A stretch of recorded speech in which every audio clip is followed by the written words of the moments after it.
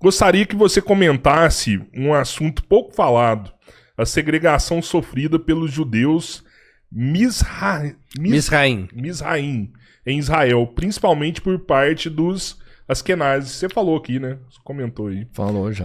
Eu queria que você Cara, foi uma comentasse aula também. bem completa mesmo, assim. Você falou que viu entende, muita coisa acontecendo com os palestinos quando você esteve lá, né? O que você viu, assim, que presencialmente você tava do lado? Você falou, cara... Esse problema do trânsito entre as cidades palestinas, através de estradas controladas pelo exército de Israel, era uma coisa inacreditável. Eles não podem transitar de uma cidade a outra do seu próprio território sem passar por um checkpoint, e nesses checkpoints os palestinos eram humilhados. Eu vi palestinos sendo humilhados. Eu bati boca com uma mulher soldada de Israel dizendo isso. Você não aceitava a maneira como você está tratando. Você está humilhando uma mulher. Era uma mulher e um filho adolescente. E a mulher se pôs nervosa comigo. Um amigo meu falou que perdeu um amigo nesse checkpoint. Entendeu? Eu disse que isso aqui é inaceitável. O cara levou um tiro no checkpoint ali e morreu como se fosse um merda ali, sabe? Ora, né? Então, Gustavo mandou aqui, Breno... Quem poderia imaginar, né? Quando você enfrentou essa autoridade, ela não ameaçou te dar um tiro, não? Não. É porque Pô, ficou nervosa, bateu boca, mas... quando eu tava com identificação de imprensa, e aí eles... Entendi. Você não tava um cidadão comum. Não. Porque isso, se for uma pessoa comum que for lá, eles não vão ter tanta... Não, eu tava num carro... Tanta tranquilidade, com imprensa, não. Tá. Não tem... É porque eu já ouvi falar que são rígidos mesmo. O Gustavo mandou aqui, Breno, quando o André Lages vai aceitar debater contigo? Tem que perguntar pro André Lages. Você tá disposto? Eu já o desafiei várias vezes. É mesmo? Claro. E ele não aceitou conversar com você? Não. Veja, os judeus, os sionistas, por norma, não aceitam debater com judeus antisionistas. Talvez acabe aceitando quando haja algum desnível muito grande. Pode ser, né? Mas um debate assim... do mesmo nível, eles nunca aceitam. Em geral, não aceitam debater. Por que eles não aceitam? Porque se um sionista sentar com um judeu antisionista para debater, onde é que fica essa história que o sionismo é a identidade do judaísmo? Na hora que você senta com um judeu que questiona o sionismo, você rompeu o cristal, né? Você quebrou o cristal. Quer dizer, então, que tem judeus que não são sionistas. Então, o sionismo não é igual ao judaísmo. Então, o sionismo é mesmo só uma corrente ideológica. Não é? Que não é compartilhado por todos. Vou repetir aqui. Eu desafio esse senhor André Laist, que é um ex-soldado de Israel e que preside aqui no Brasil a organização sionista Stand With Us Brasil, que é uma agência de Estado de Israel. Eu o desafio a debater comigo em qualquer hora e local. Pode ser no podcast Três Irmãos ou em qualquer outro local que ele escolher. E você debateria com qualquer outro judeu, com qualquer outro sionista, sem nenhum problema. Sentaria aqui e conversaria com ele tranquilamente. Perfeitamente. Olha o Baraf pensando, mais um debate. É agora, hein? Da sua parte, não existe rejeição para trocar. Um debate jamais. Com qualquer... Não tem uma... Eu debato sobre dentro o tema, dos né? meus... Isso. Dentro do meu universo de conhecimentos, eu debato com qualquer um, sobre qualquer tema, a qualquer hora, porque eu me divirto muito debatendo. Você acredita que tem financiamento? Debate por esporte. Nesses lugares aqui, nessas pessoas também? Meu caro, a cada 2, 3 meses, a Stand With Us Brasil e a CONIB, Confederação Israelita do Brasil, levam caravanas de juízes ou de deputados ou de prefeitos ou de jornalistas para Israel. Exatamente. Cara, você que tá vendo esse corte, para pra pensar. Para pra pensar mesmo assim. Por que o seu prefeito precisa ir para Israel para aprender? Não, eu vou aprender a segurança pública com Israel. Me fala se algum prefeito que já viajou para Israel, historicamente, fez alguma inovação de segurança pública na sua cidade. Porque ele não faz, mano. Gente, entenda uma coisa. A gente vive hoje num país que ele tem essa grande massa de evangélicos que, historicamente, faz acenos a Israel. Por má interpretação bíblica, muitas vezes. Então, o que o seu prefeito está fazendo é um aceno político. Quando ele vai para Israel e posta que está indo lá, o que ele está dizendo é: crentes, olha como eu sou próximo de vocês, lembra de votar em mim. É só isso, cara. E o mais gostoso é que ele faz tudo isso por conta, né? Não pagando nada, né? E se der ruim, ele fica lá, Lula, que nem aconteceu agora, né? Hora, ataque um ataque aéreo, né? Lula, manda um aviãozinho pra buscar nós. Israel, classe executiva, hotel 5 estrelas, tudo do bom e do melhor. Não tem dinheiro? Amigo. Você foi convidado pra assistir o vídeo do dia 7 de outubro? Não. Veja... Você iria se eles te chamassem? Se fosse um convite jornalístico, sim.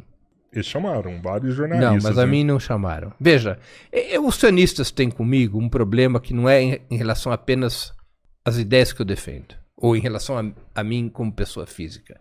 Eles têm ódio dos judeus antisionistas. E no meu caso específico, é um ódio familiar. Porque meus pais eram judeus antisionistas, meus avós eram judeus antisionistas e eram lideranças da comunidade judaica. Presidiram escolas, clubes, associações que eram antisionistas. Eu estudei numa escola judaica antisionista, que era o Sholem Aleichem, em São Paulo. A gente estava conversando sobre isso antes de começar, então né? Que havia uma... outra... Isso é interessante, então. Vamos aqui tornar público a nossa conversa. Quer dizer, os judeus antisionistas tiveram força no Brasil e no mundo. Havia uma organização mundial dos judeus. Olha aí o comentário aí, ó. O prefeito de BH era radialista. A única coisa que ele fazia de segurança pública era noticiar crime no rádio. O prefeito de Macaé tava lá em Israel pedindo arrego pro Lula. Me diz qual a necessidade desse homem ter ido pra lá. Ó, a Michelle mandou aqui, ó. Perguntei pra minha amiga que mora nos morros de BH se o prefeito faz alguma coisa de diferente de quando eu morava lá. Ela disse que os próprios moradores é que passaram cimento no chão e ainda não sobe o carro do lixo. Ó, eu já saí de lá tem 12 anos. Então vocês estão vendo, cara? Pra quê, mano? Gente, honestamente, eu até entenderia como desculpa um prefeito viajar pra fazer esse tipo de viagem há 20 anos atrás. Honestamente, eu até entenderia como desculpa. Olha, a gente precisa ver como é que o mundo faz isso aqui pra gente ter referência. Cara, hoje em dia você tem internet, mano. Você tem internet, você tem feira pra caramba das coisas, feiras no Brasil, tá ligado? Não precisa ir pra Israel pra poder aprender o quê? Aprender. Ah, mano, presta atenção, pô. E de novo, uma coisa é um secretário ir. Eu vou dar um exemplo aqui. Dizem que Israel é muito bom em tecnologias de segurança, o que eu também não acho que é tudo isso, mas beleza. Uma coisa é você mandar um secretário de segurança pública, mas o prefeito ir, cara, é demais, irmão. Os antisionistas, que chamava ICUF, com sede em Paris, Yiddish Kultur Verband, que foi criado com o apoio do movimento comunista nos anos 30 para enfrentar o antissemitismo e o nazismo e para enfrentar o sionismo. No mundo inteiro, os partidos comunistas criaram uma estrutura, onde havia, evidentemente, comunidade judaica. Os partidos comunistas criaram uma estrutura chamada setor judeu. O setor judeu, do Partido Comunista, era responsável por criar instituições, como escolas, clubes, colônias de férias, cujo papel era formar uma geração, novas gerações de judeus antisionistas, fazer o debate nas sociedades em que viviam, se inserir nas sociedades em que viviam e fazer o enfrentamento contra a ideologia sionista. Né? O setor judeu no Brasil foi muito forte. O setor judeu no Brasil teve muita presença nos grandes centros da comunidade judaica, São Paulo, Rio de Janeiro, Belo Horizonte, Porto Alegre, Recife. Né? Teve escolas, teve colônias de férias. Várias pessoas de muito destaque na sociedade brasileira estudaram nessas instituições. Né? Nossa queridíssima Débora Bloch, que faz agora a Odete Reutemann no Vale Tudo. Ela estudou no Sholem Aleichem, era colega de classe do meu irmão. Ela também é uma judia antisionista, amiga minha, de muitos e muitos anos, amiga desde... E várias outras pessoas se destacaram por estudar nessas escolas. E desde essa época escolar, vocês tinham essa militância antisionista? Sim, claro. E isso se transportava... Os seus pais obrigavam a escola a ensinar isso pra vocês? Não havia uma obrigação. Tem que fazer parte da educação. Não havia uma obrigação, havia uma naturalidade. Esse era o ponto de vista desse setor da comunidade judaica. Você conversava sobre isso com seu pai, assim? Muito. Meu pai era uma liderança... Meu pai foi uma das principais lideranças do setor judeu do Partido Comunista. Ele foi o secretário político do setor judeu por 10 anos. E meu avô antes dele. Então, eu venho de uma tradição antisionista e esse setor sionista da comunidade judaica tem ódio à minha família. Tem ódio. Então, eu vejo com muita naturalidade quando a Conib abre processos contra mim, quando vem essa chuva de haters, é normal, porque o sionismo é autoritário. É verdade. O sionismo considera que a crítica ao Estado de Israel deve ser combatido com o cancelamento, com a censura, com a proibição de fala, especialmente quando vem de judeus. Você já foi processado por eles? Eu respondo a uns 10 processos. 10 processos. Por antissemitismo. A comunidade judaica... A CONIB, a Confederação Israelita do Brasil. E tem também processos que me foram movidos pelo André Leicht, também. Ele também te processou? Ele processou e eu fui condenado em primeira e segunda instância já por chamá-lo de covarde. Nossa. Eu fui condenado... A justiça já revogou essa pena nos recursos de segunda instância. Eu fui condenado a 3 meses de cadeia por chamá-lo a ele e Alexandre Schwartzman de covardes. Deve ser o único caso na história do Brasil em que alguém chama alguém de covarde. Cara, eu vou falar uma coisa pra vocês. É impressionante. Eu vou dizer uma coisa aqui que é até perigosa, assim. Existem algumas sentenças que os juízes de primeira instância dão que eu fico impressionado. Eu fico realmente impressionado. Assim, impressionado porque a gente sabe que, no fundo, é só defesa de interesses próprios, porque eu não tenho condição, mano. Tá ligado? Mas tem uma coisa que tu olha e fala assim, cara, não é possível, mano. Assim, daria vontade... e é cruel porque o que acontece com o juiz? Em última instância ele vai tomar uma aposentadoria compulsória, que legal. Mas, mano, você dá vontade de sentar e falar assim, bicho, vai comer um tomate cru. Nada da prisão. Você já sabe, assim... Mas depois, na segunda instância, foi eliminada essa pena, me foi imposta uma pequena multa por injúria criminal. Literalmente porque eu chamei eles de covarde num post... no X, reagindo às agressões, especialmente de Alexandre Schwartzman, que me chamava de capo. Capo é o pior xingamento que um judeu pode receber. Capo eram os judeus que auxiliavam os nazistas nos campos de concentração. Você é louco. Você sabe, assim, você chegou a perceber de oportunidades que foram tiradas, que você perdeu por esse posicionamento que você tem? Que tipo de oportunidade? Profissional? Não. Ser sabotado, por exemplo? Você conseguiu chegar nos lugares que você quis e o Opera Mundi foi muito afetado por essa situação, né? Porque nós perdemos contratos de publicidade. Isso. É uma retaliação. Claro, perdemos contratos de publicidade. Há uma quantidade grande de multas que eu, como pessoa física, estou sendo responsabilizado. Porque o lobby sionista é muito forte. Vamos nos recordar que juízes da Corte Suprema estiveram em Israel, a convite da Stand With Us Brasil e da CONIB. Juiz da Corte Suprema e do Supremo Tribunal de Justiça. O peso do lobby sionista é muito importante aqui no nosso país. Sempre que você quiser vir falar aqui no Três Irmãos, você pode vir falar. Viu? Muito obrigado. E o outro lado também. O outro lado também. Eu estou disposto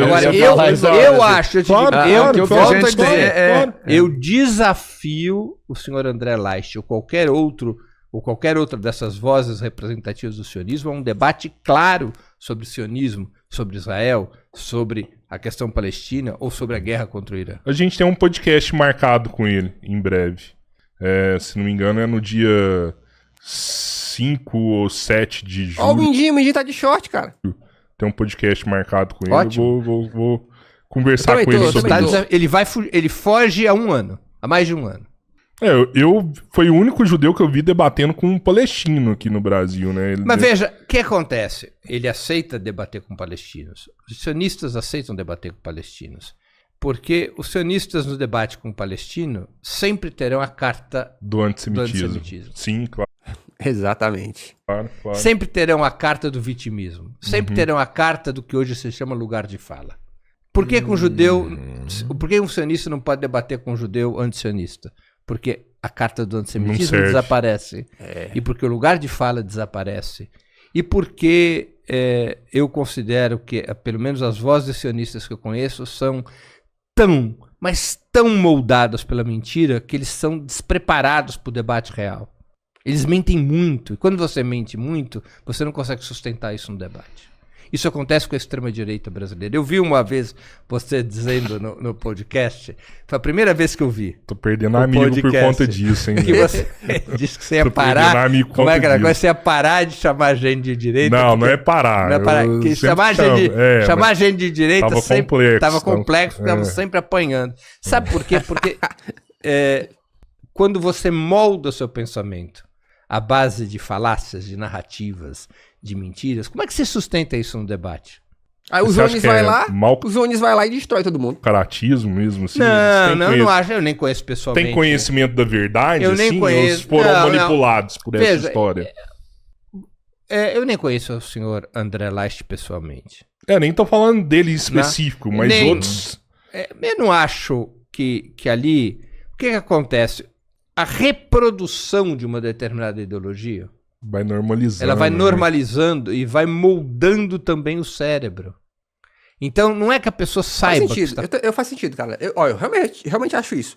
E pra mim, o grande exemplo foi o antipetismo, graças lá aos escândalos que culminaram na prisão do Lula.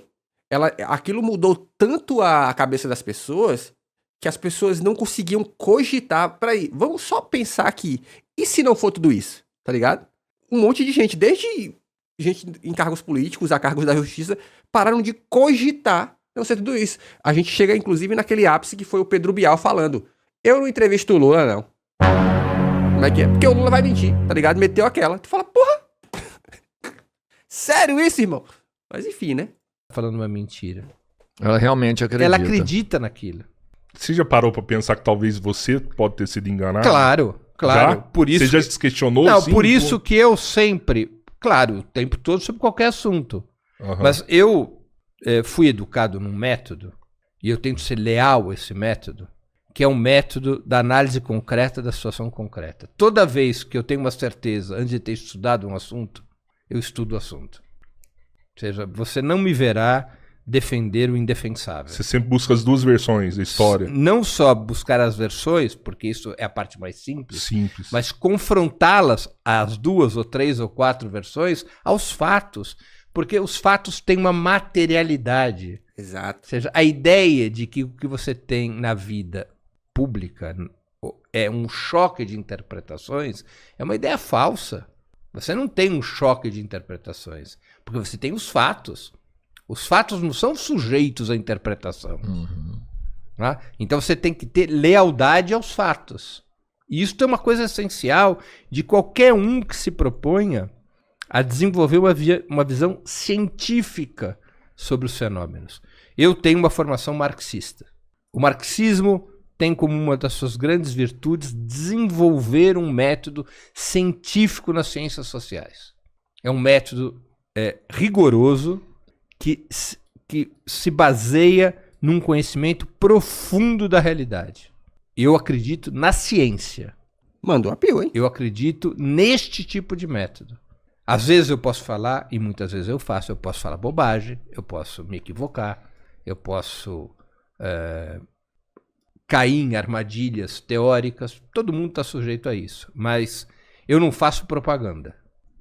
A propaganda eu não faço. Eu tento fazer uma análise rigorosa dos fatos. No marxismo você vai pro leninismo ou pro trotskismo? Quem? Não, eu sou, como se dizia antigamente, um marxista-leninista ortodoxo. Eu sou de escolhido. Tá aí, mais uma vez. Pô, gostei da conversa. Se liga nesse... se inscreve no canal. Aqui tem vídeo de segunda a sexta. Beijos e tchau.